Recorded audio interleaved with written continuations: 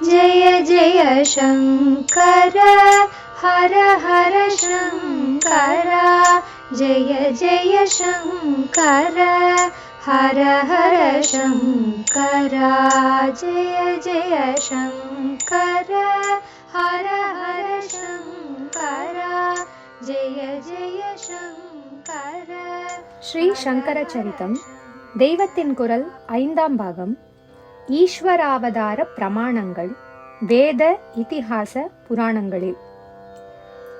சம்புவான பரமேஸ்வரன்தான் சங்கரராக அவதரித்தார் என்று சங்கர விஜய புஸ்தகங்களில் இருக்கிறதென்றால் ஒரு கேள்வி வரலாம்.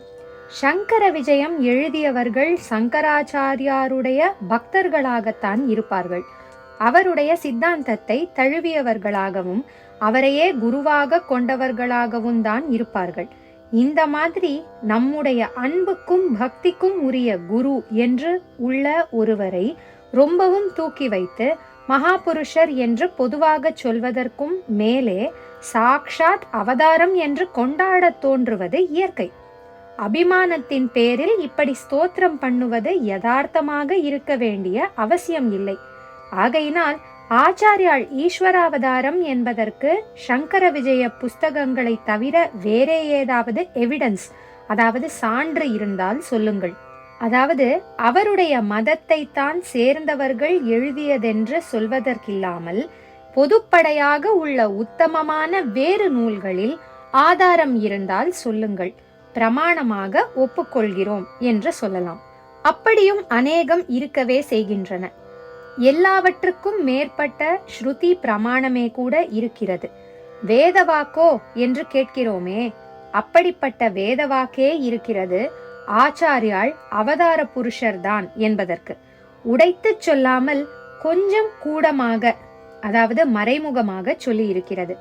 அப்படி சொல்லி இருப்பதை நாம் ஸ்பஷ்டமாக்கிக் கொண்டாலே உடைத்து சொல்லி இருப்பதை விடவும் கூட ரசமாக இருக்கிறது. சம்பு சங்கர என்று 2 வார்த்தைகளை சொல்லி முதலில் சம்புவாக இருந்தவர்தான் அப்புறம் சங்கரராக வந்தார் என்று சொன்னேன் அல்லவா?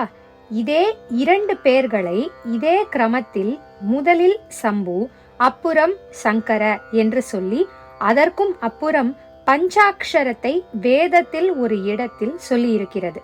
அது யஜுர்வேதத்தில். அதை சொல்வதற்கு முன்னால் வேதங்களில் முதலாவதாக இருக்கப்பட்ட ரிக்வேதத்தில் இருந்து ஒன்று, அதாவது ஒரு சான்று காட்டுகிறேன். உலகிலேயே ஆதி கிரந்தம் என்று சொல்லப்படும் ரிக்வேத சமாச்சாரத்தை சொல்வதற்கு கிபி 17-18ஆம் நூற்றாண்டுகளில் ஆரம்பிக்க வேண்டியிருக்கிறது. 17ஆம் நூற்றாண்டின் கடைசியில் இருந்து 18ஆம் நூற்றாண்டு கடைசி வரை 96 வயசு ஒரு பெரியவர் இருந்தார். பாஸ்கர ராயர் என்று பெயர். குறிப்பு: பாஸ்கர ராயரை பற்றி ஸ்ரீசரணர்கள் விரிவான உரை இனி வரவிருக்கும் நம் 100 பகுதிகளில் ஒன்றில் வெளியாகலாம். குருமுகமாக அவர் பெற்றிருந்த தீக்ஷா நாமம் பாசுரா நந்தநாதர் என்பது. பாஸ்கர நாமம் சூரியனை குறிப்பது. பாசுர என்பது பிரகாசத்தை குறிப்பதுதான். இந்த பெயர்களுக்கு ஏற்ற மாதிரி அவர் அறிவொளி மிக்கவராக வித்வத் சூரியன் என்று சொல்லும்படியாக இருந்தார். குறிப்பாக அவர் மந்திர சாஸ்திரத்துக்கு பிரமாண பூதராக இருந்தார். மந்திர சாஸ்திரத்தில் இப்போது நமக்கு கிடைத்துள்ள அநேக விஷயங்கள் அவர் மூலம் பிரகாசமானவைதான். அவர் அம்பாளுடைய பரம பக்தர். ஸ்ரீவித்யா பூஜா பத்ததிகளை பற்றி முக்கியமான நூல்கள் எழுதியுள்ள அவர் லலிதா சஹஸ்ரநாமத்திற்கு செய்துள்ள பாஷ்யம் ஸ்ரீவித்யா உபாசகர்களின் விசேஷமான கௌரவத்தை பெற்ற அத்தாரிட்டியாக விளங்குகிறது. அந்த பெரியவர் ஆச்சாரியாளை குறித்தும் ஸ்லோகங்கள் செய்திருக்கிறார். அவற்றில் ஒன்றில் இருந்துதான் நம்முடைய ஆச்சாரியால் பரமசிவனின் அவதாரம் என்று ரிக்வேதத்திலேயே சூசனையாக சொல்லி இருப்பது தெரிய வருகிறது. அந்த ஸ்லோகத்தை சொல்கிறேன்.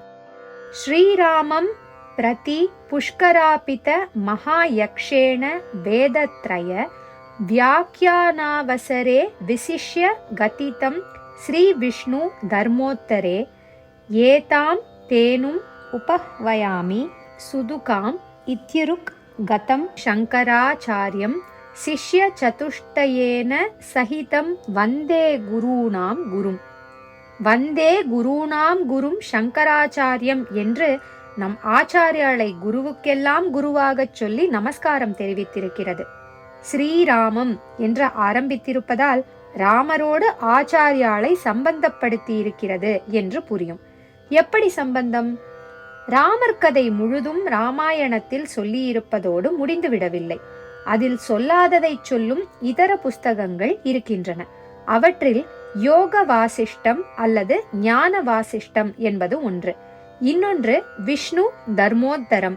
ஸ்லோகத்தில் 2ஆம் வரி முடிவில் இந்த புஸ்தகத்தை தான் குறிப்பிட்டிருக்கிறது. ராமர் மனுஷ்யர் மாதிரியே நடந்து காட்டியதில் பிரவிருத்தி நிவிருத்தி மார்க்கங்கள் 2ஐ பற்றியும் 2 பேரிடம் இருந்து உபதேசம் வாங்கிக் கொண்டார்.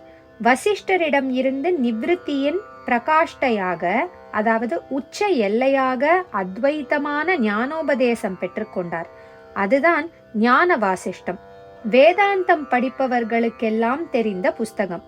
கர்ம, அதாவது பிரவிருத்தி மார்க்கத்தில் ராமர் பெற்ற உபதேசத்தை சொல்கிற நூல் இந்த அளவுக்கு பிரசித்தி அடையவில்லை. அதுதான் விஷ்ணு தர்மோத்தரம். விஷ்ணு புராணத்திற்கு பரிசிஷ்டமாக, அதாவது பிற் சேர்க்கையாக அந்த புஸ்தகத்தை சொல்வார்கள். அதை ராமருக்கு உபதேசம் பண்ணினது யார் என்றால் புஷ்கரன் என்ற யக்ஷன்.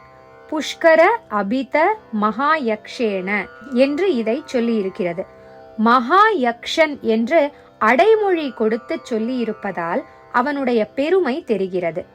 அவதாரமாகிய ராமரே தன்னிடம் உபதேசம் வாங்கிக் கொள்ளத்தக்க ஸ்தானத்தில் இருந்தவன் என்றால் பெருமையுள்ளவனாகத்தானே இருக்க வேண்டும். தேவ ஜாதிகளில் கிண்ணரர், கிம்புருஷர், கந்தர்வர் என்றெல்லாம் இருப்பது போல யக்ஷர் என்பதும் ஒன்று. யக்ஷர்களுக்கு ராஜா குபேரன். அந்த ஜாதியைச் சேர்ந்த புஷ்கரன் என்பவன்தான் ராமருக்கு ரிக் யஜுஸ் சாம வேதங்களின் கர்மகாண்டத்தை உபதேசம் பண்ணினவன். அதில் ரிக்வேத மந்திரங்களுக்கு அர்த்தம் சொல்லும் போதே ஒரு இடத்தில் ஆச்சாரியாளை பற்றி பிரஸ்தாபம் வருகிறது. ஏதாம் தேனும் உபஹ்வயாமி சுதுகாம் என்று ஸ்லோகத்தில் வருவது ரிக்வேத மந்திரம் ஒன்றையே குறிப்பிடுகிறது. குறிப்பு: ரிக்வேதம் முதல் மண்டலம் 166வது சுக்தம் 26வது மந்திரம். இது கன்றுக்கு பாலூட்டும் பசு போல் ஈஸ்வரன் லோகரக்ஷணம் பண்ணுவதை சொல்லும் ரிக்வேத மந்திரம். விஷ்ணு தர்மோத்தரத்தில் ராமருக்கு புஷ்கரன் இந்த மந்திரத்துக்கு அர்த்தம் சொல்லும் போது பூலோகத்தில் அத்வைத தத்துவம் மறந்து போகும் ஒரு காலம் வரும்போது பரமசிவன் கன்றுக்கு பால் கொடுத்து ரட்சிக்க பசு வருவது போல் லோகத்திற்கு ஞானப்பாலூட்டி அனுகிரகம் பண்ண சங்கராச்சாரிய சுவாமிகளாக அவதரிக்க போகிறார் என்று இங்கே சூசனை செய்திருக்கிறது என்று சொல்கிறான். ஈஸ்வராவதார பிரமாணங்கள் வேத இதிகாச புராணங்களில். நாளை தொடரும். ஜெய ஜெய சங்கர, ஹர ஹர சங்கர, ஜெய ஜெய சங்கர, ஹர ஹர சங்கர, ஜெய ஜெய சங்கர, ஹர ஹர சங்கர, ஜெய ஜெய சங்கர, ஹர